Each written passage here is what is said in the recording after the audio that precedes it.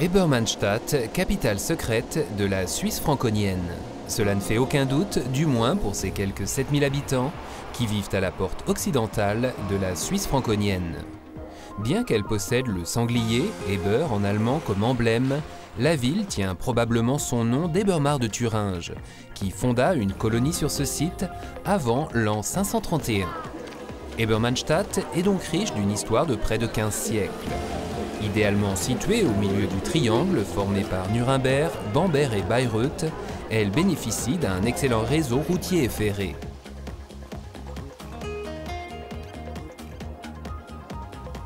Mais Ebermannstadt dispose aussi des équipements les plus modernes, comme par exemple le centre aquatique chauffé muni de 3 bassins, d'un plongeoir de 3 mètres, de jets bouillonnants et d'un toboggan pour le plus grand plaisir des baigneurs. L'hospitalité est l'une des vertus premières d'Ebermannstadt, qui offre à ses visiteurs bières fraîches et gastronomie de choix. La cité compte une vingtaine de restaurants et en été 7 terrasses et caves à bière. Des exploitants négociants des environs se sont fait un nom, comme par exemple la famille Kormann à Mogast, un village situé à environ 6 km. Le client peut acheter directement chez le producteur les produits de la meilleure qualité, réalisés à partir d'ingrédients exclusivement naturels. Les amateurs apprécieront le Charlemagner, une spécialité locale de cidre qui n'existe qu'en Suisse franconienne. Les édifices religieux les plus importants d'Ebermannstadt sont l'église paroissiale catholique Saint-Nicolas, un bâtiment néo-roman construit au milieu du XIXe siècle, et la petite chapelle de la Vierge, le plus ancien bâtiment de la cité. Elle abrite l'œuvre d'art la plus précieuse d'Ebermannstadt, la Madone rayonnante de l'autel latéral gauche du sculpteur Friedrich Steiler. En face de l'église Saint-Nicolas, le Bürgerhaus abrite le musée régional. Vous pourrez y découvrir tout aussi bien des fossiles découverts dans la région qu'une collection d'objets anciens, émouvant témoignage de la vie quotidienne des siècles passés. Franz Melchior Freytag, qui fut cantor et recteur de l'école, doit sa renommée locale à un recueil de chants régionaux dont il est l'auteur. Un monument à sa mémoire s'élève sur la place de la Chapelle.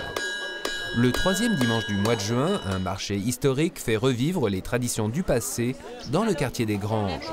Des artisans et artisans d'art y montrent comment on travaillait et vivait autrefois. Tous les 2 ans, ce même week-end, une manifestation baptisée Schaufenster Ebermannstadt est organisée sur la place du marché et dans la rue principale.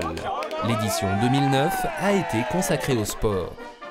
Les amateurs de folklore ne manqueront pas la fête de la vieille ville, organisée tous les ans à la mi-août. Les circuits en Suisse franconienne, à bord de trains anciens diesel et à vapeur, sont une expérience pleine de charme. Organisées par l'association des trains à vapeur de Suisse franconienne, ces excursions ont lieu le dimanche de mai à la fin octobre.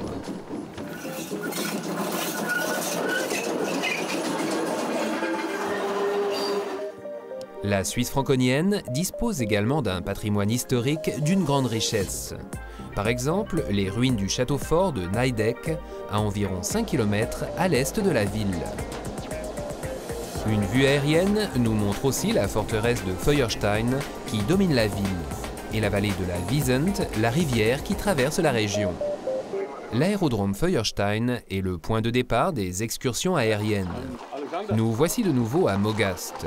Fin juin, le village accueille la cavalcade de Saint-Étienne, une tradition qui remonte au Moyen-Âge. Cette cérémonie, au cours de laquelle cavaliers et montures sont bénis, attire de nombreux participants et visiteurs. Elle culmine avec le défilé des cavaliers autour de l'église Saint-Étienne. Les environs d'Ebermannstadt sont un véritable Eldorado pour les sportifs. Les cyclistes peuvent profiter de nombreuses pistes cyclables dans la vallée comme sur les hauteurs. Durant la belle saison, des promenades guidées sont organisées. Les amateurs de marche à pied ne sont pas oubliés. La région est parcourue d'un dense réseau de sentiers de randonnée, donnant accès aux sites les plus magnifiques. Un véritable bonheur, tant pour les promeneurs amoureux de la nature que pour les randonneurs sportifs. Il existe même des possibilités pour les fans de sport aquatique. La Wiesent, qui serpente sur des kilomètres, offre un cadre idéal pour les excursions en kayak. Pour les golfeurs, enfin, voici le club de golf de Suisse franconienne.